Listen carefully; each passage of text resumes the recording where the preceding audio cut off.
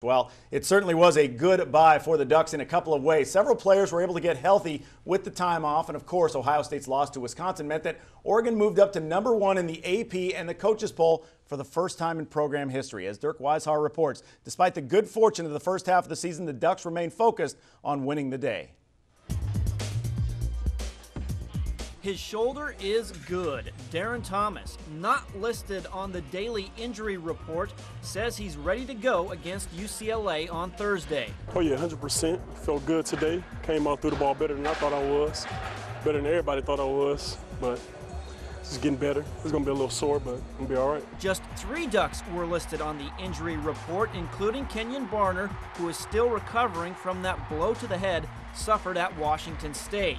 His status, we're told, is of course day-to-day. Our doctors handle all that, so I don't diagnose injuries. I don't get involved in injuries, and they tell us who can play and who can't play, and then we just go from there. So for me to weigh in and say that I think it's, his synapses aren't firing on the left side better than they are on the right side, that's not my job. It's a big plus to have Kenyon out here. Know he's okay. He's being mobile and he's communicating with everybody, and everything's great for Kenyon right now. He just needs to get healthy. Halfway through the season, and the Ducks find themselves in an enviable position, 6-0 and relatively healthy, with a UCLA squad coming here to Autzen on Thursday night, still struggling to find its own identity. Like Texas, they ran all over them, and they stalled a little bit of a cow, but we need to be ready for their best.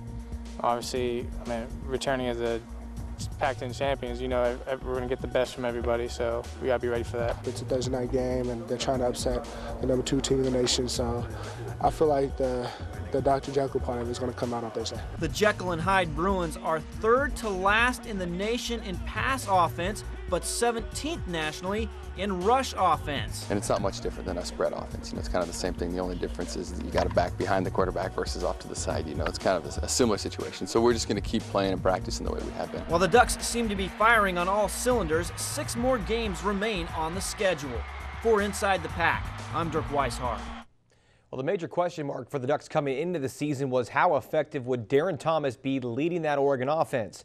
Well, he has more than proven himself so far to be worthy of that title. Thomas has done about everything the coaches could ask him to do, and that's been a big reason for their 6-0 start. The sophomore has been great throwing the football, 14 touchdowns against 5 interceptions, and he ranks 4th in the Pac-10 in passing efficiency with 152.4 rating. But lately he's been getting it done too with his legs, making several big runs on that zone read. Just as good, if not better, than Masoli ever did, and that has enabled the Duck offense to be every bit as dangerous as it was a year ago.